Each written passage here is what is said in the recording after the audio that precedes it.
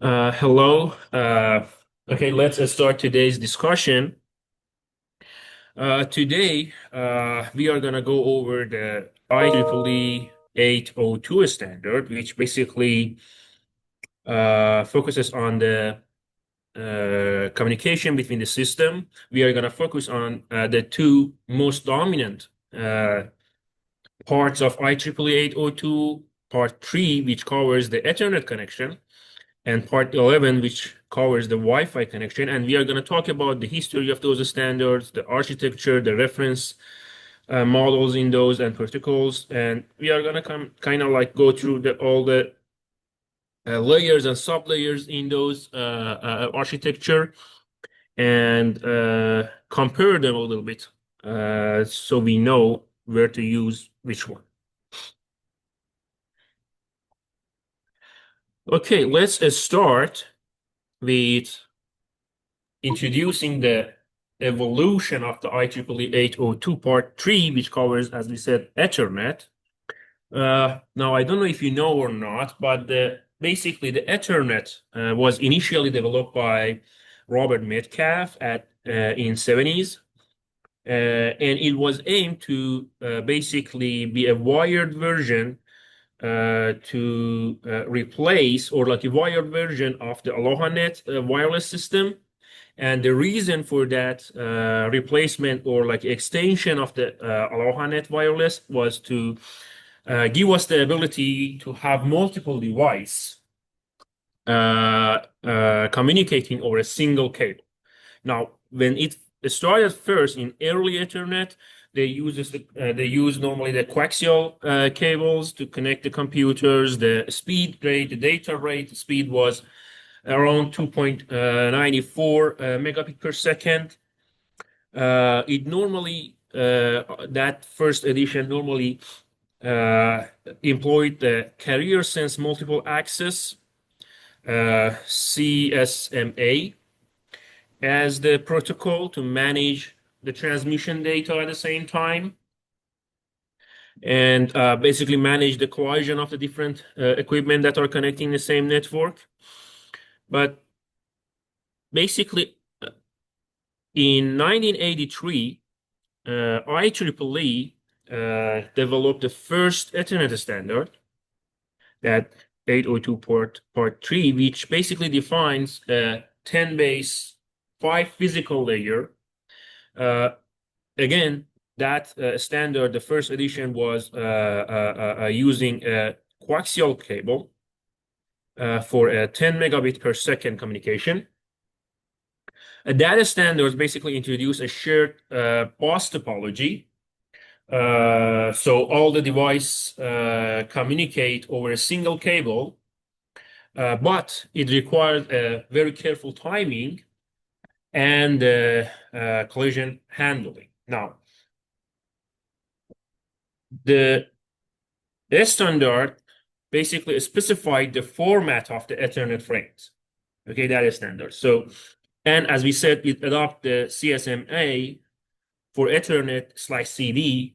We are going to talk about the wireless, which is different type of SCMA. You use different type of SCMA, and they use it for medium access control. So they would ensure that they have like a fair data transmission between the nodes.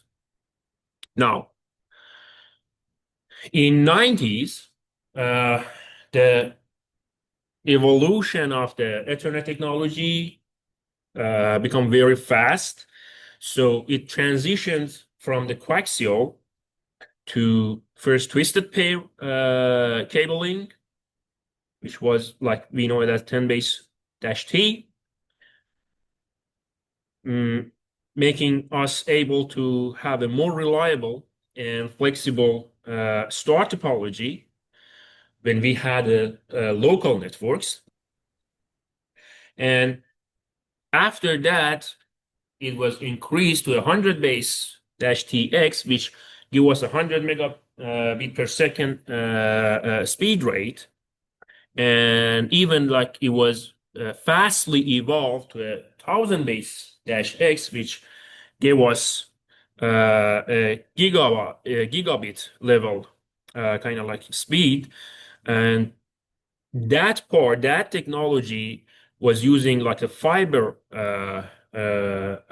connection, so it could provide that gigabit scale Ethernet connection. Now, we didn't stop there. So again, in 90s, it fastly developed and enhanced to like a 40 gigabyte, 100 gigabyte, 400 gigabyte, and recently like 800 gigabyte Ethernet connection. So it could kind of like address the growing the data center and cloud demands in the industry. Now, there were several major innovation in Ethernet connection.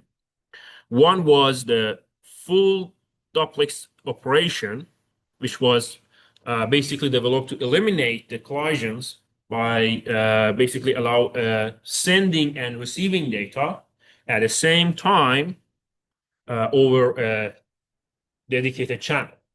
Okay, so we introduced auto negotiation as another major innovation, which basically give us the ability to devices to automatically basically configure the highest common speed and duplex mode and simplify the setup and make sure the compatibility within the network. Now, we introduced power over Ethernet, which probably you heard that a lot, which allowed the Ethernet cable to transmit also electrical power alongside of the data. But that was mostly like powering the low power kind of like equipment like IP phones or access points. We had introduced energy efficient Ethernet, which reduced the power consumption significantly, especially during the low data activity, uh, basically by placing the physical layer into a low power state. Now, another major innovation that we have to know in Ethernet connection was the time-sensitive networking, or as we call it, TSN, which was basically developed to support a deterministic communication. Okay, so we have an ultra low latency, and we would use that for like application like a industrial automation or autonomous system. Okay, so that was basically the evolution of Ethernet connection from the beginning. That was started with the extension of the AlohaNet until today, which is a very high speed, reliable, deterministic communication with some major characteristic and ability on features. Now, we talked about the Ethernet. As we said, we are going to cover also the Wi-Fi connection. Let's talk about the Wi-Fi evolution. So basically, before IEEE standards come into the industry, the early wireless network were basically a solution that were used in like a niche markets, okay, like retail or haircare, something like that. Those early basically system normally operated without a unified protocol. So you can imagine that it leads to compatibility issues and limits the scalability when we wanted to like deploy those technology in the real world. And in 1997, basically the first Wi-Fi standard was developed, which was the IEEE 802 Part 11. That standard basically introduced a wireless LAN communication, and the first edition was supporting speeds up to two megabit per second. And they use on that technology, they use like either infrared or radio frequency. Now, those technology used two modulation techniques. One is direct sequence spread spectrum, which we call it DSSS. And another one is frequency hopping spread spectrum, FHSS, which in the unlicensed 2.4 gigahertz band, it makes sure a broader compatibility, and it's kind of make us to avoid interference when we talk about the wireless communication, which we know the interference is one of the biggest issues when we talk about the wireless communication. Now, that standard basically create a foundation for the modern Wi-Fi, and it did that basically by defining some key concept like basic service sets or MAC management or frame types. So by defining those, it gave us a common foundation so we could use in wireless. So we basically address that compatibility problem, and we move forward. Now, between 1999 and 2021, there was a rapid enhancement in the wireless technology. Now, we had several amendments or kind of like sub-standards introduced for IEEE 802.11. Each of them basically addressed one of the improvement and enhancement in the wireless technology. For example, the substandard B, which was introduced in 1999, basically boosted the data rate to around like 11 megabit per second. It used DSSS basically, and basically extend the reliability of the wireless networks, like in homes and offices. Okay, we had substandard A, which was introduced in the same year as substandard B. It was for the wireless connection that operated like in 5 gigahertz bandwidth, and it used OFDM, orthogonal frequency division multiplexing. Those technology within that substandard supported a 54 megabit per second rate and tried to reduce the interface when we had a crowded kind of like network with like 2.4 gigahertz devices. Now we had substandard G. It was introduced in 2003, which basically merged the highest speed of substandard A with a 2.4 gigahertz compatibility of substandard B. And it did that by using OFDM for backward compatible connections. Now, we had another enhancement which was covered in substandard N, which introduced a multi-input, multi-output MIMO and channel bonding. So we could achieve higher speed, like 600, high speed rates, like 600 megabit per second. And basically, we improved the robustness of our signal. Now, in 2013, we added a MU MIMO and a wider channel, like up to 160 megahertz, which was theoretically reached the speed of 6.9 gigabit per second.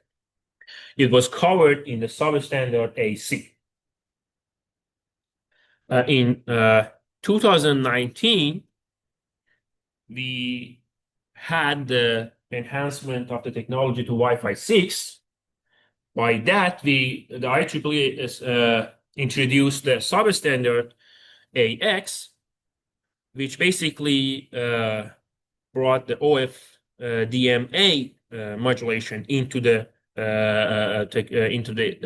that technology. So we would have a better power efficiency, and we could support a dense environment with maximum like a speed around like 10 gigabits per second. In 2023, very recently, we enhanced that Wi-Fi connection to the Wi-Fi 7. That was covered in a substandard BE, and basically it supports a multi-link operations. It has it covers 320 megahertz channels, and it's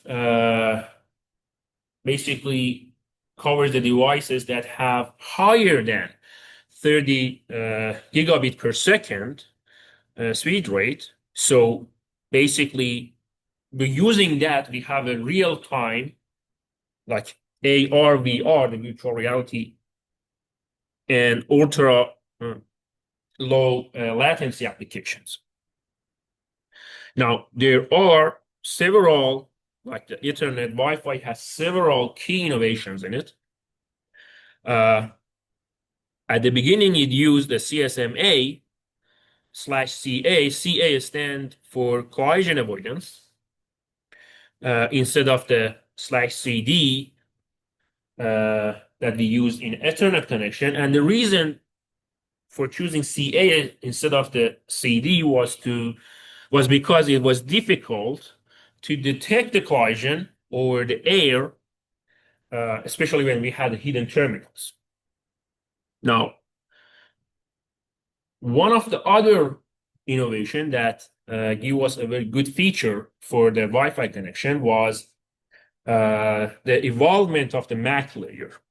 Okay, that was it evolved with the RTS-CTS handshake to basically address the hidden nodes and enhance timing and coordination mechanism. Now, another problem that we had and the innovation that solved that was the security problem. Now, adding the security protocols basically improved the Wi-Fi connection from WEP, which was easily broken, to WPA protocol, then WPA2, and recently, like we use now, mostly is WPA3.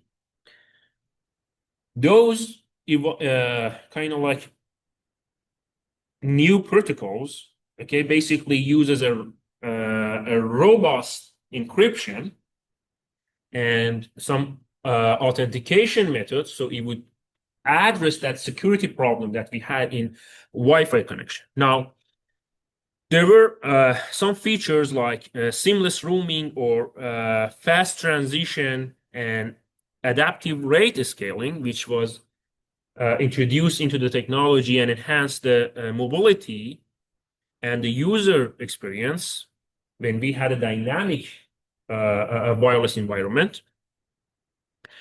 Several power-saving innovation was introduced, like a target wake time and sleep scheduling. So it allows clients to basically conserve battery life while they are still connected in the network. One example of the technology that uses that power-saving innovations was Wi-Fi 6 that use that kind of like features to enhance the technology. Now, both Ethernet, when we talk about Ethernet and Wi-Fi as a dominant way of communication, there are some similarities and differences between these two. Now, let's talk about the similarities. Like when we talk about those, both Ethernet and Wi-Fi originally was developed to rely on shared medium access protocols, that's CSMA we talk about. Now, Ethernet used /CD collision detection. Wi-Fi used /CA collision avoidance. Now, they were input to manage the transmission among multiple devices at the same time. Now, both technology, as we talked about and mentioned some of them, evolved very rapidly, especially in the physical layer. Okay, so they transition from basic, like in Ethernet, they transition from basic coaxial to like fiber optics, or in Wi-Fi, they introduced the OFDM and MIMO and channel bonding. So there was a very rapid evolving in both technology. And basically, each generation brought an improvement in bandwidth, latency, power efficiency, and scalability. So we could basically address the growing demands that we have in the modern networking environment. Now, another similarity between them is a strong emphasis on backward compatibility. What that means? Basically, backward compatibility prioritized in both Ethernet and Wi-Fi, and it allows the newer device to interpret with legacy system. Okay, so basically that characteristics, that feature help the users to protect their investments, and it make the upgrades very simple. Now, besides the similarities, there is some differences in the network evolution philosophies of Ethernet and Wi-Fi. Now, Ethernet evolved to deliver a deterministic, high reliability communication, which is very good and ideal basically for a structured and controlled environment. Like when we talk about the data centers and the backbones in enterprises. On the other hand, Wi-Fi basically evolved around the philosophy of having a mobility and flexibility and user convenience, basically supporting a dynamic environment. And when we have an unpredictable medium access. So the philosophy of these two technology was different. Now, Ethernet basically achieved the higher speed and capacity when the technology advanced from the cabling system, like Cat5 or Cat8, and it adopted fiber optics. So it reduced the signal loss and basically help us to extend the distance when we talk about the communication over Ethernet. On the other hand, the Wi-Fi is scaled primarily by using a new frequency band, like 2.4 or 5 or 6 gigahertz. And it tries to introduce a more advanced modulation schemes. So it would increase the efficiency in a spectral perspective. Like it increase the spectral efficiency in the communication. Now, despite those divergence in their paths, like a wired deterministic kind of like application for Ethernet and wireless adaptability for Wi-Fi, both of the technology basically were developed to maintain interoperability and scalability, so they could form the foundation of modern networking. Now, when we talk about the IEEE 802 standard family, the purpose of this standard is first to give us a reference model. Now, what we mean?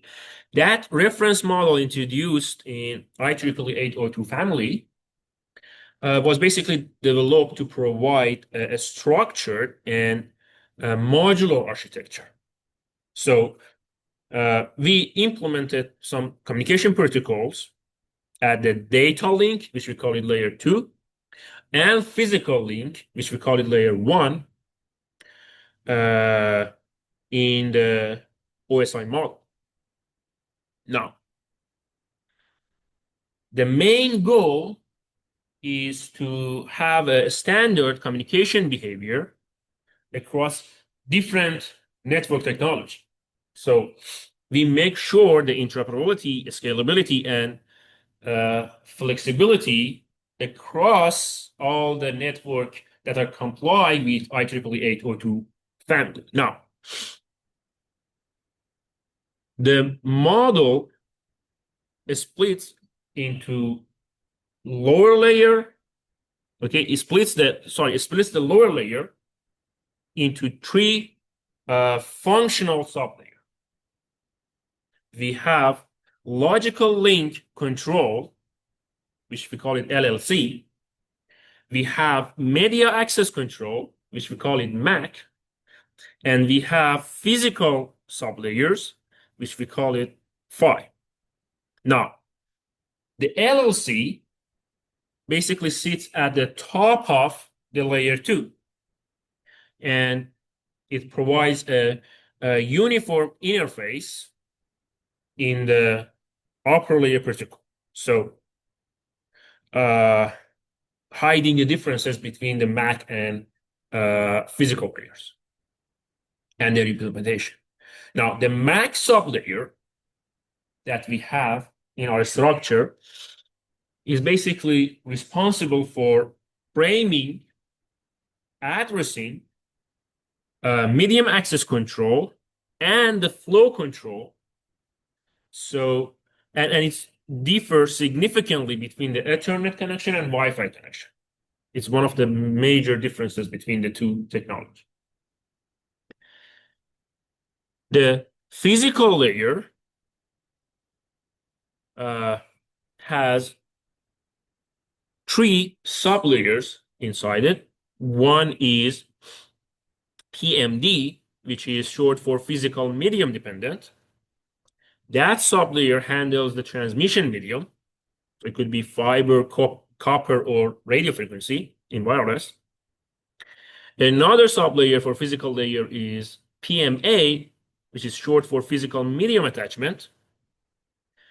That part manages signal conditioning and basically clock recovery in the connection. We have also PCS, which is physical coding sublayer, which do the line coding and decoding for like a bit level transmission. Now, there are several benefits that we have when we talk about the model that is introduced in IEEE 802. One is that it's layered and modular approach. So it basically simplifies the design and implementation. So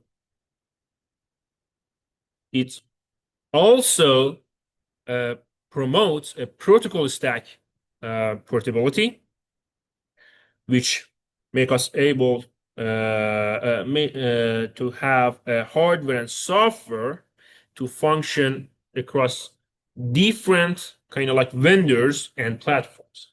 So that protocol stack portability basically give the hardware and software the ability to be vendor neutral. Now, that architecture that this model has, making it easy to deploy and manage diverse network, and at the same time preserve the compatibility. This model makes sure that the changes and upgrades in one layer, like for example in physical layer, do not require a major kind of like change in the higher layer. Okay, so it's basically support the long-term evolution of that technology. Now, we introduced the logical link control as one of the sublayers of MAC layer. Let's talk about that because it's one of the important part of the MAC layer. The logical link control, as we said, is basically provide us with a standard interface between the MAC layer, okay, and the higher layer network protocols like IP and ARP, okay? So it's basically an abstracting the differences in lower layer interfaces. Now, that LLC enables protocol multiplexing. It uses a service access points, which basically serves as identifiers to separate between the different upper layer protocols with the same data frame. And the LLC basically allows protocol multiplexing when we have those different upper layer protocols. Now, another feature of the logical link control is frame control. So this part handles the frame delimitation and control field encoding. So it basically includes the definition of the LLC headers, which basically structure communication between layers in a consistent and predictable way. There is some another feature as optional reliability. It is rarely used today, but LLC can offer optional acknowledgement and error recovery mechanism. So it make the system capable of operating in either connectionless or connection-oriented modes. Above the MAC sublayer, the LLC makes the hardware-specific features of MAC and physical layers, basically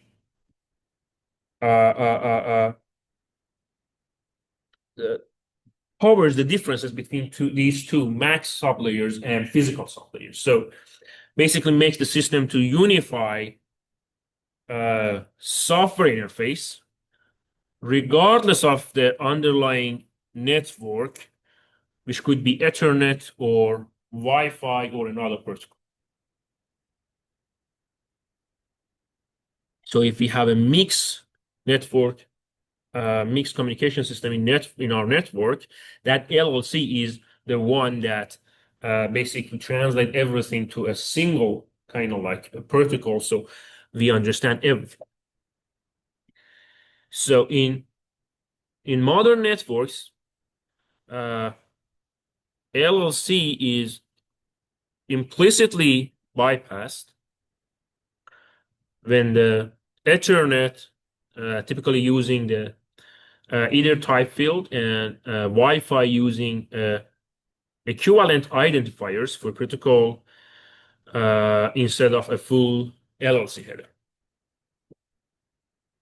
Now, We also talked about introduced a medium access control sublayer in our model, the MAC.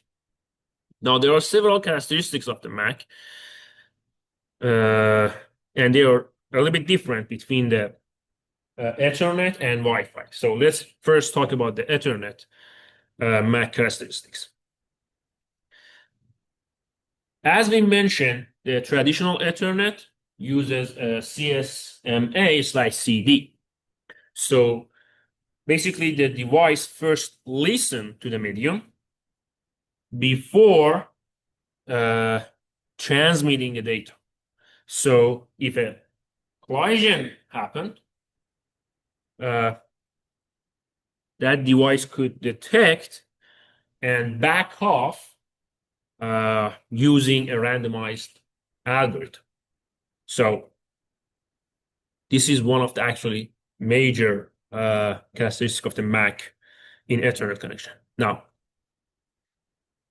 in Ethernet, MAC sublayer, there is a minimum time interval between consecutive frame transmissions.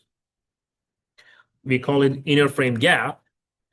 So that is one of the other characteristics. So it makes sure synchronization in timing and make sure that we could manage the collisions.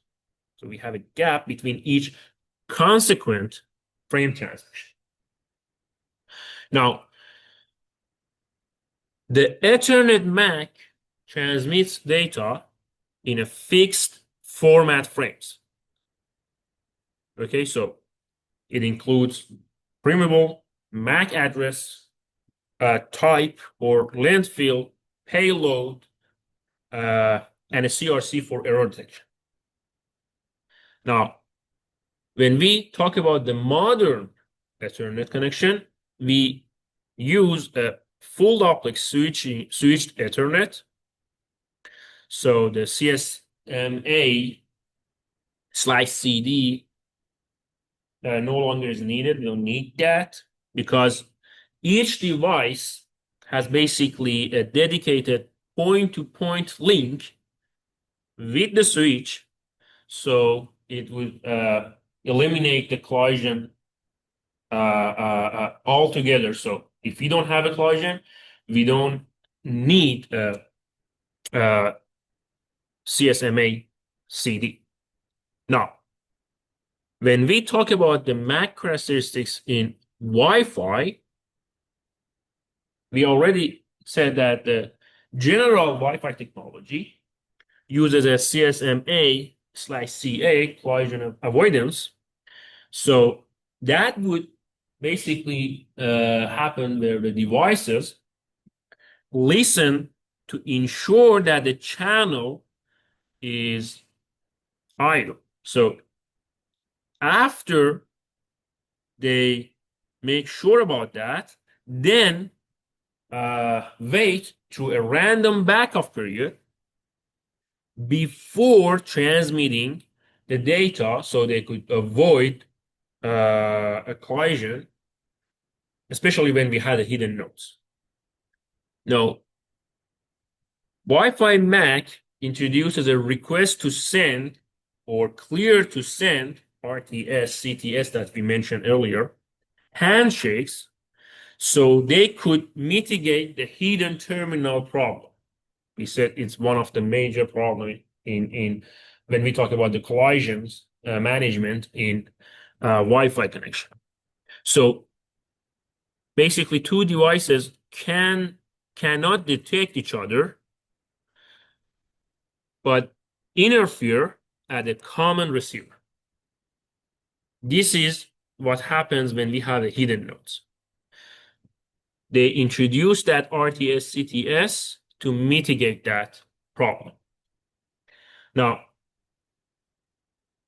the IEEE 802 Part 11 MAC also supports a power saving mechanism. We already mentioned a little bit. They support quality of service as a priority, and support the mobility, like fast hands-off between the access points. Now, in Wi-Fi, when we talk about the frame types, Wi-Fi would define three main frame categories. One is management frame, which basically establish and maintain the connections. We have control frame, like RTS and CTS that we talk about, the handshakes, which support the medium access control. And we have data frames, which carries the actual payload between the devices. Now, that max stop layer is the point where Ethernet and Wi-Fi basically diverge significantly because of their fundamentally different physical media. So we have wired versus wireless. So because of that, we need to have a distinct access control strategy and timing coordination. Now, when we talk about physical layer, and we wanted to compare the Ethernet connection and wireless connection from that perspective, we have several functions that basically are different between the two technologies. Like, for example, one of the obvious one is media. In what environment we transfer data. So in Ethernet, we use a guided transmission media, the wired connection, like copper or coaxial, or the copper. Basically, the copper connection is the example of that is coaxial or twisted pairs, or we could have fiber optic cables.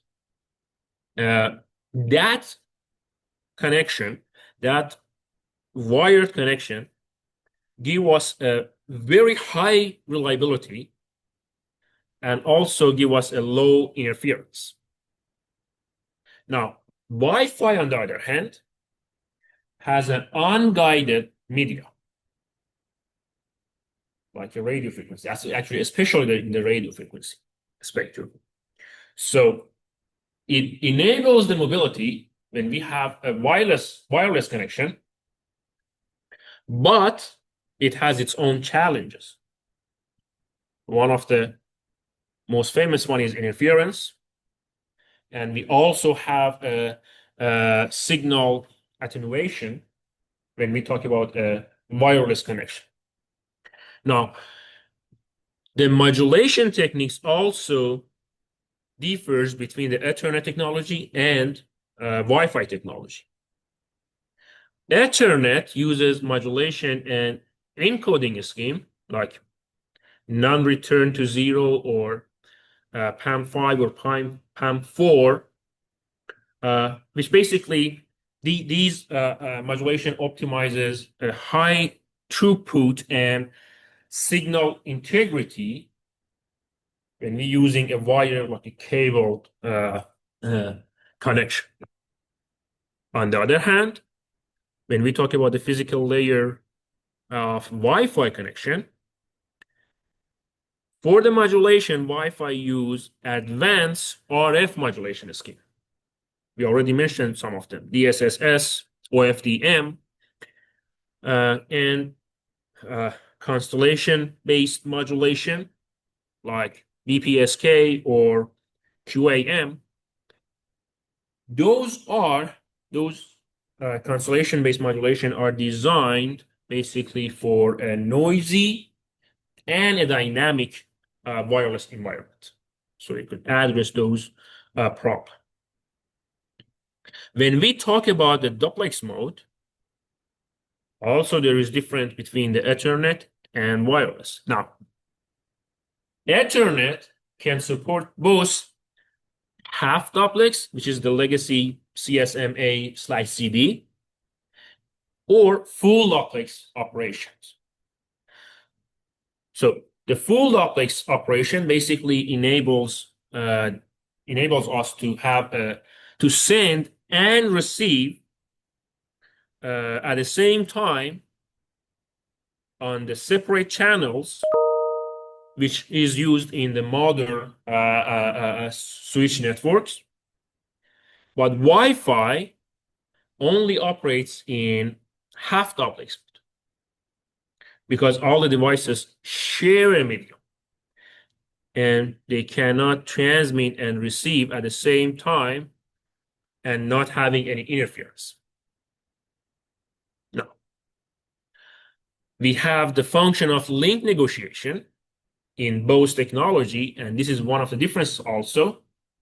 Ethernet uses auto negotiation. We are going to talk about it a little bit in upcoming slides. That feature basically makes the Ethernet to automatically determine the best common speed and the duplex setting between the connected devices, so it could optimize the performance. Now, on the other hand, Wi-Fi normally uses a dynamic rate selection. On that link negotiation, the devices adjust modulation rates and the transmission parameters based on the signal strength and interferences and error signal, and they do that in real time. Now, there is differences between the synchronization function in Ethernet and Wi-Fi. When Ethernet uses a signal-based clock recovery, basically there is an embedded timing in the bit stream, so it aligns the sender and receiver clocks using that physical cable. Wi-Fi uses a beacons basic service set, BSS, and timing synchronization function, we call it TSF. Those functions coordinate the access point and the client across a time slot. So this is also the differences between the synchronization function in Ethernet and Wi-Fi connection. Now, Ethernet physical layer basically includes PMA for line interface, PCS for encoding, and PMD for media interference, and auto negotiation that we mentioned in the table on the slides. So all these are designed so we could have a deterministic and higher speed wire link. Now, Wi-Fi's physical layer, they integrate the RF transceivers, the spread spectrum or modulation engines. They have channel bonding and adaptive transmission control. So using those, they could handle variable wireless conditions.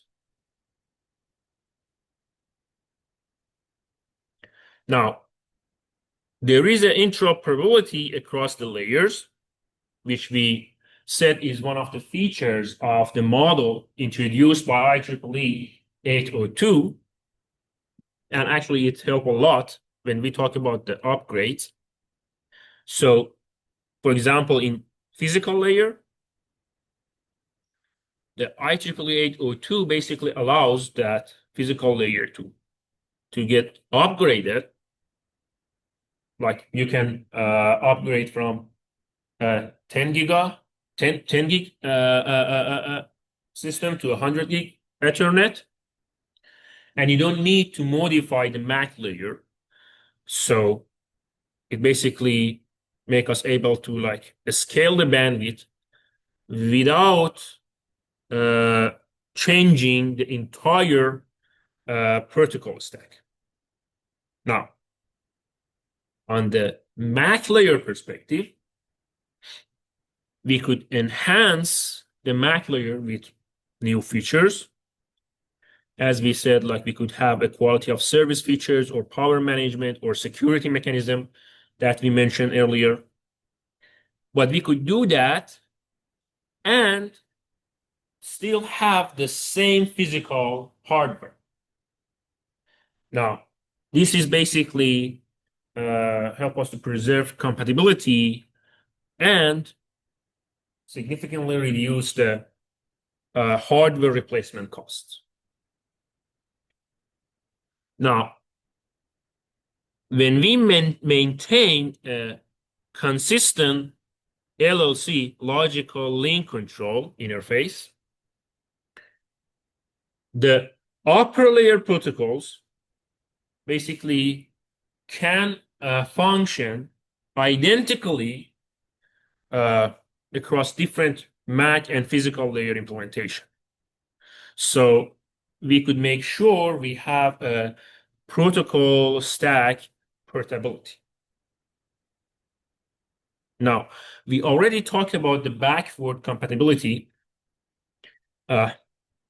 which give us a seamless transition across generations of the technology. So that feature basically makes sure that newer Ethernet or Wi-Fi devices are able to interoperate with older ones, with the legacy technology, and basically makes the network upgrades to happen gradually, while we would not disrupt the users kind of like ability to use that network. Now,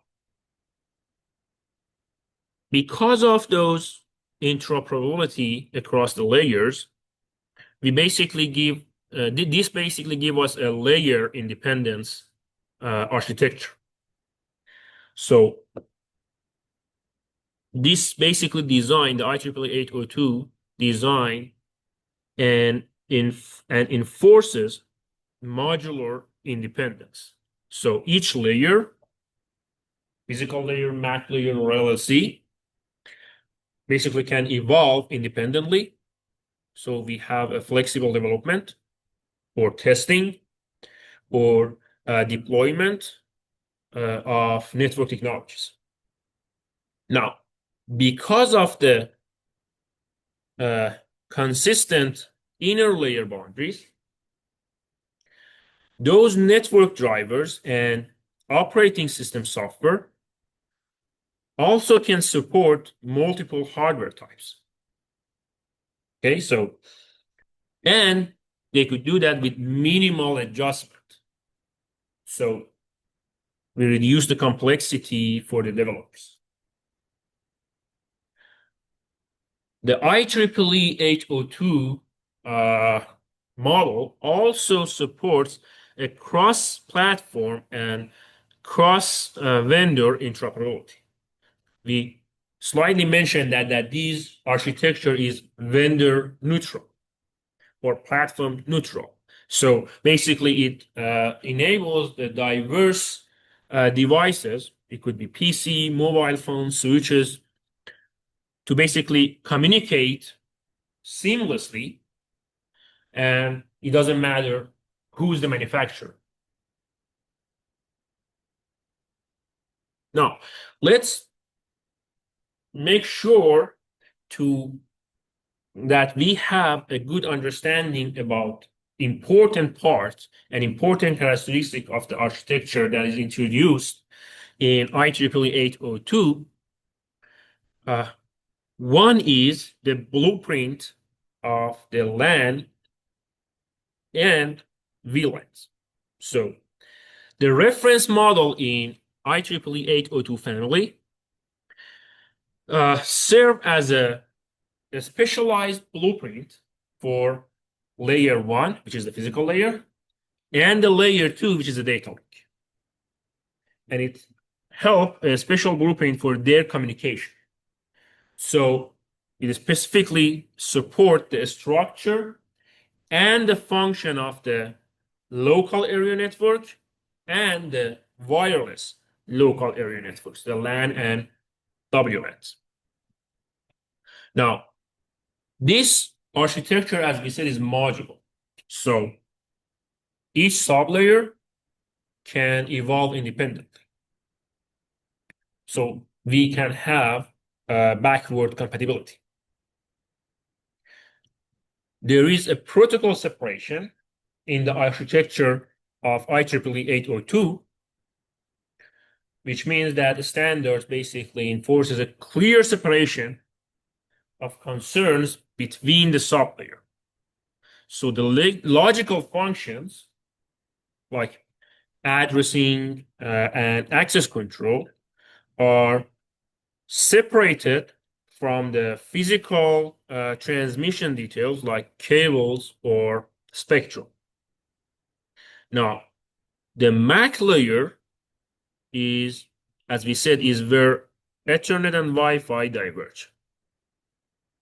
Because we have wired and wireless media, and fundamentally, they have different constraints on how the devices access and have a communication channels. Now, these models make sure that the higher layer protocols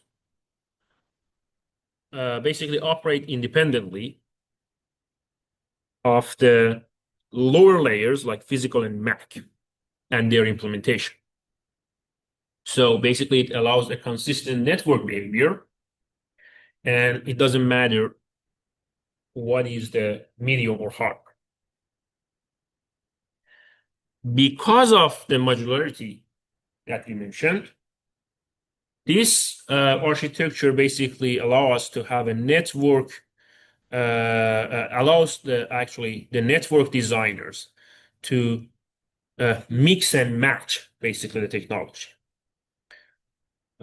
So we could have like an Ethernet backbone with Wi-Fi edge. And do that at the same time maintain basically a coherent system.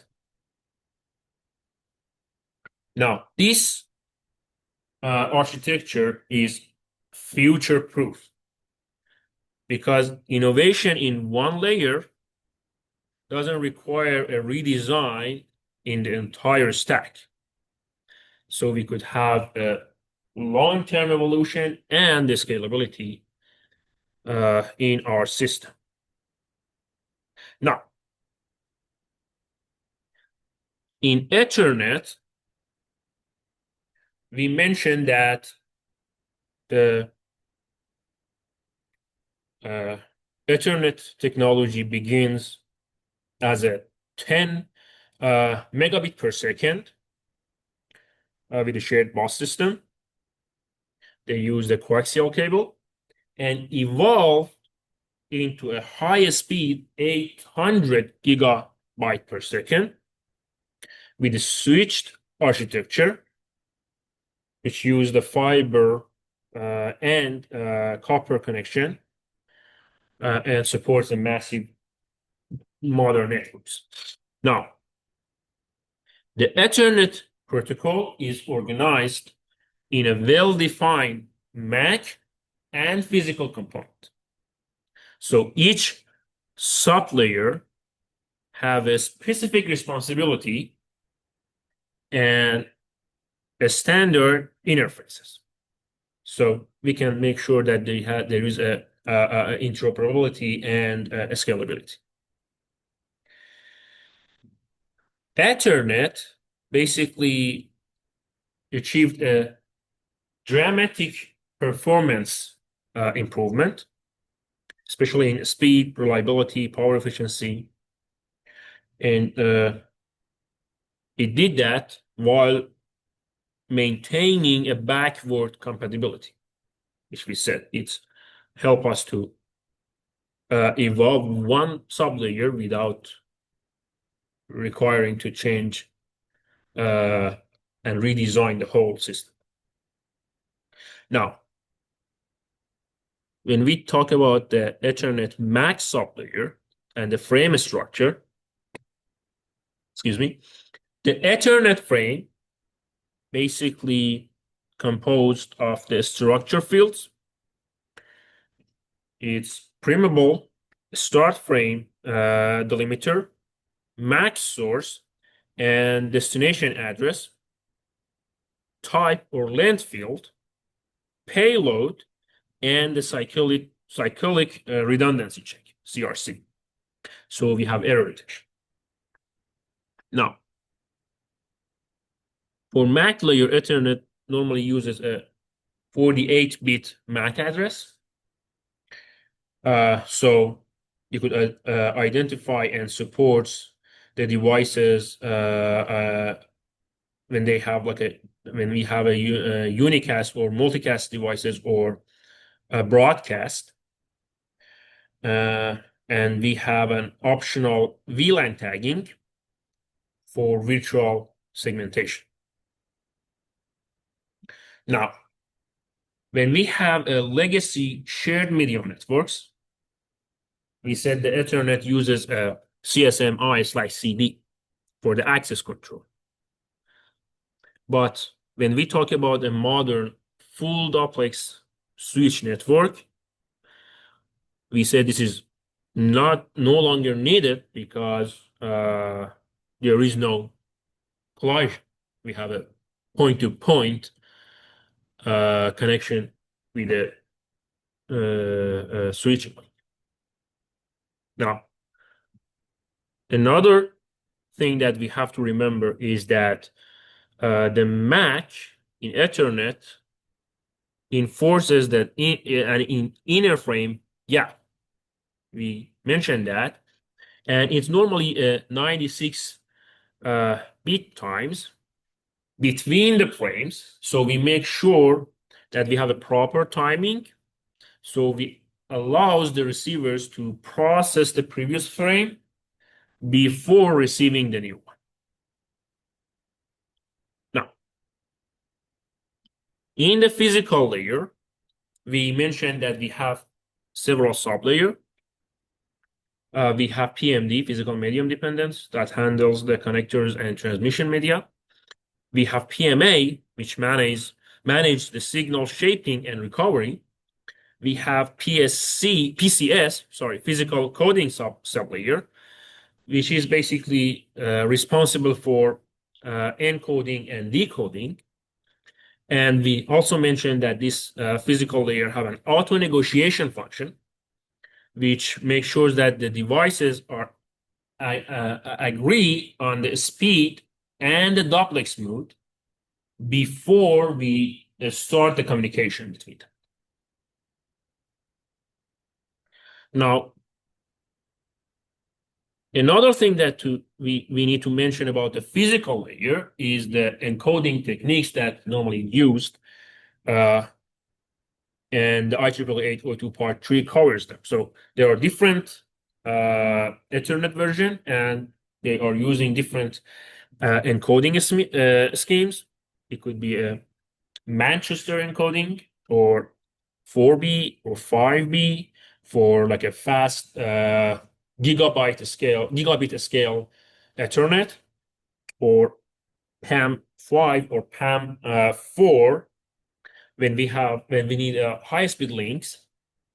And basically each of those PAM4 and PAM5 are designed to maximize the data throughputs uh, and at the same time maintain the signal integrity. Now, we said and we mentioned that we have various physical medium using internet. We could use a twisted pair copper cable like Cat5 or Cat8. They are normally used for a short range networking. We have a fiber optics. It could be single mode or multi-mode, and we normally use it for long distances.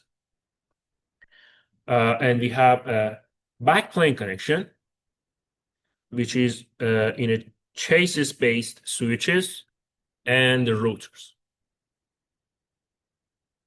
Now,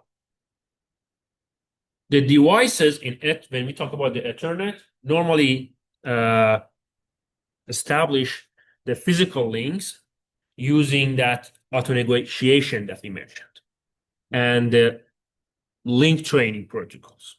Okay, so basically it allows them to identify each other, agree on a compatible parameters, and they can tune their physical lanes for error-free transmission. Now, when we talk about the MAC sublayers in Ethernet connection,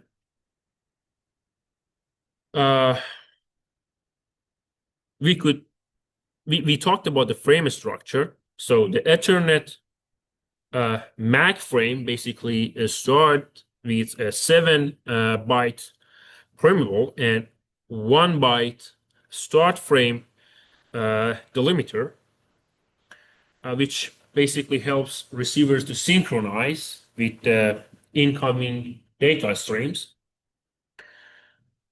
It also includes a 6-byte destination MAC address and a 6-byte source MAC address, which identify the sender and the recipient of the data link layer.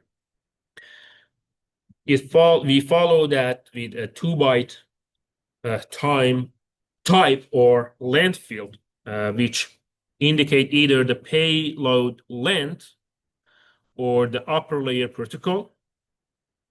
We have a payload field that basically carries the actual data, normally with a minimum of 46 bytes and the maximum of 1,500 bytes. This is for a standard Ethernet.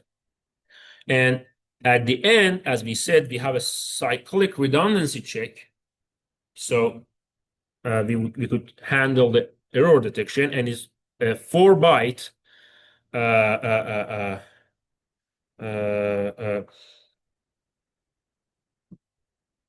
is a 4-byte CRC, and it allows that basically the receivers to detect if we have any transmission error. Now, we said about the frame structure in Ethernet. Now let's focus on the MAC addressing that we talked about. We said that Ethernet uses a 48-bit MAC address format, which is a unique and burn into the NICs, so it could enable a unicast or multicast or broadcast communication. Now we have VLAN tagging, which is covered in IEEE 802 Part 1Q.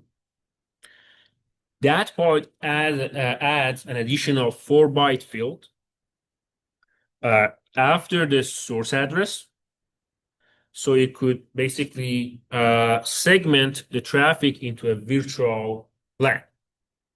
It improved the security and traffic management. Now, we have access control in our MAC sublayer, which we said in legacy Ethernet. It uses a CS MA/CD and manages the access to the medium by basically listening before transmitting and backing off when there is a collision. The collision windows and the exponential backoff algorithm, they are applied basically into that access control so they could minimize repeated collisions when we have a shared bus. Now, in a full duplex mode, which is the modern access control, we have a point-to-point connection that basically eliminates the collision entirely.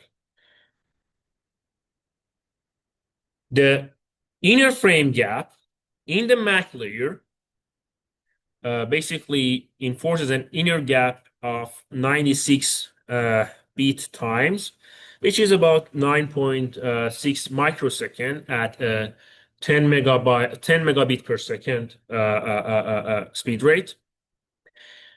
That inner gap is between the frames, so it allows the hardware to reset and prepare for the next frame. So we have a data integrity. Now,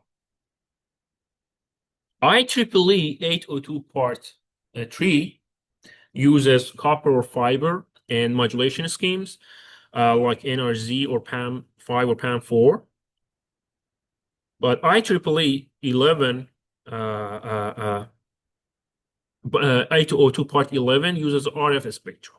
So the subcomponent in IEEE 802 Part 3, the Ethernet, is PMD, PMA, and PCS. We already covered them. We have auto negotiation also in our physical layer.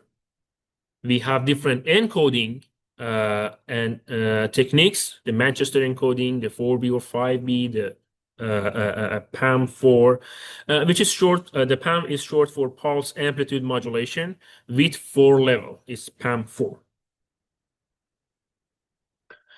We have a physical media, which we said it's basically a transmission media, which is different. We have a different choices in Ethernet. And we have a link establishment. So the device initiate the communication using that auto negotiation and link training. So they exchange capabilities or optimal speed and duplex and adjust basically the physical parameters so they have a stable and error-free link. Now, we mentioned full duplex and switching, full duplex mode and switching for Ethernet.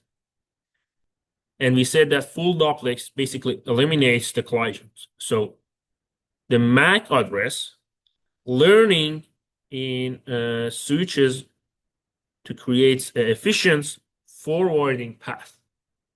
So each device receives a dedicated bandwidth.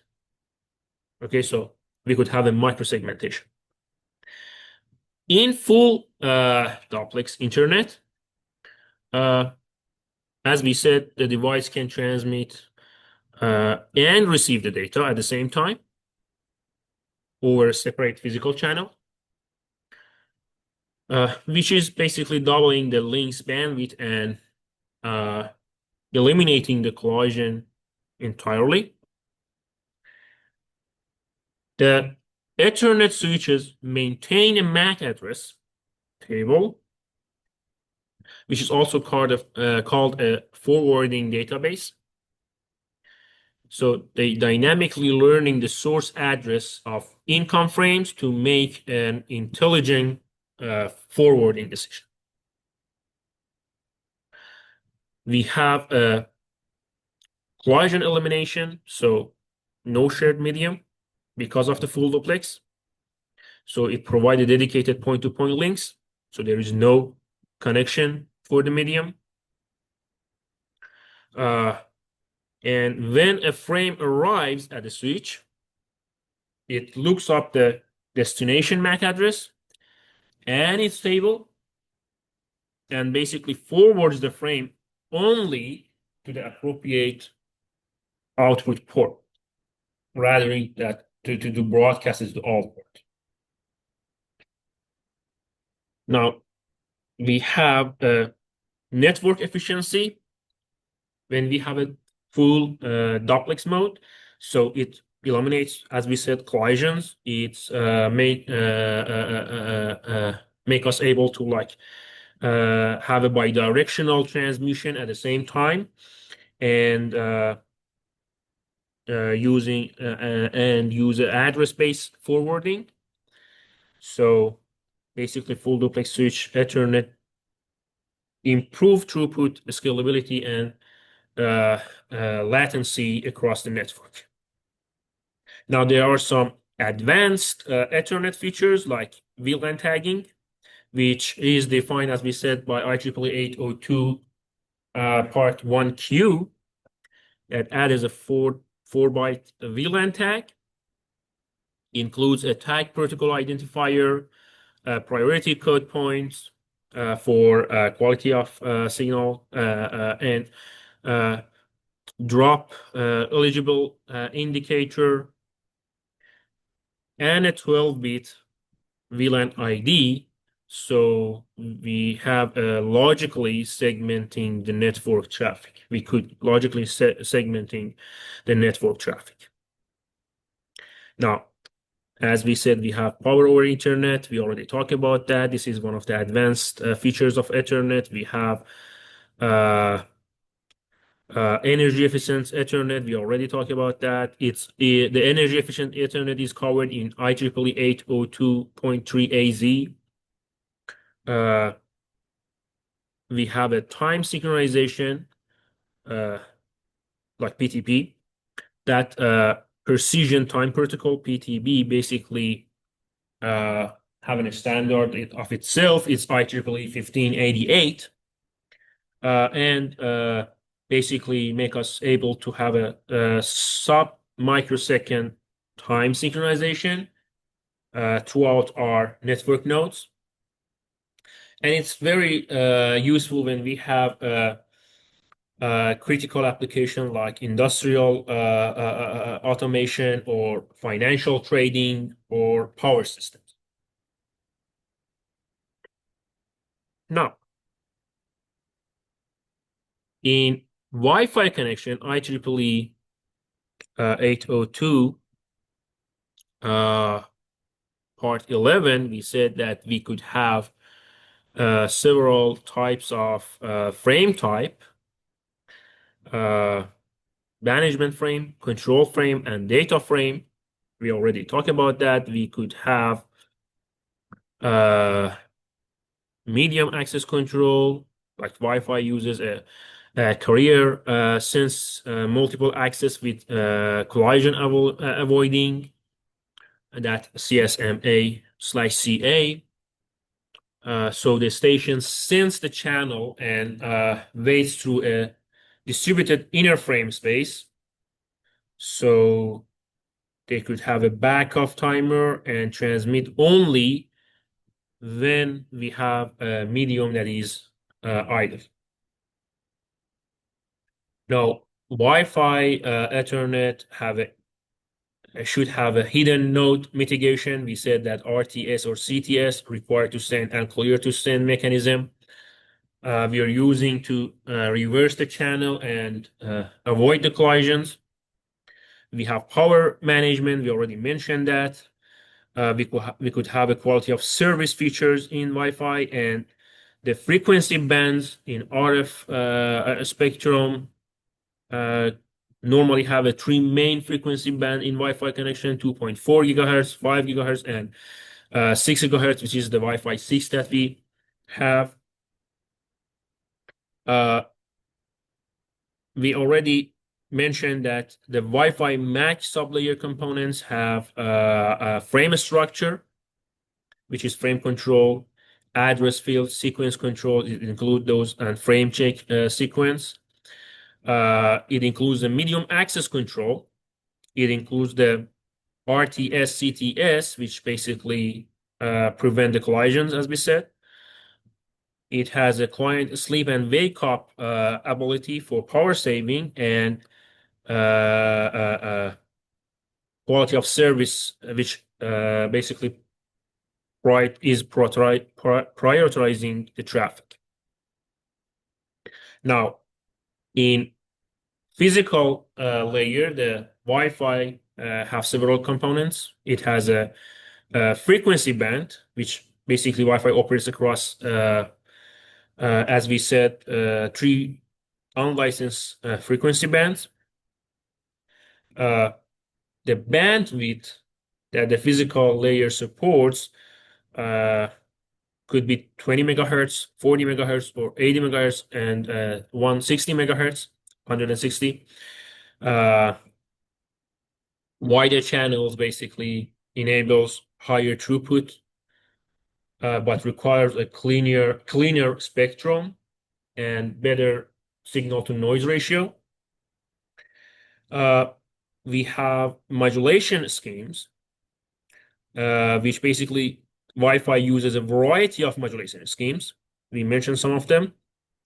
And in newer generation, they use BPSK or different type of QAM. So we have a flexible trade-off between the speed and the robustness. We also have adaptive physical layer control, which provide us a real-time optimization. So the modern Wi-Fi use a real-time adaptation algorithm that monitors the channel condition and basically dynamically adjusts the modulation scheme and the number of the special streams and bandwidth so it could maximize the performance under the changing environment. So basically, IEEE 802.3 and 802.11 are distinct but complementary. As we said, Ethernet delivers a high-performance deterministic wired networks, and Wi-Fi brings convenience, mobility, and accessibility. So basically, their architectural cohesion and interoperability basically makes them a dual foundation for our modern networking. So this is our discussion for today. Thank you very much for your attention. If you have any question, please let me know. Otherwise, our workshop is finished and ended at this point.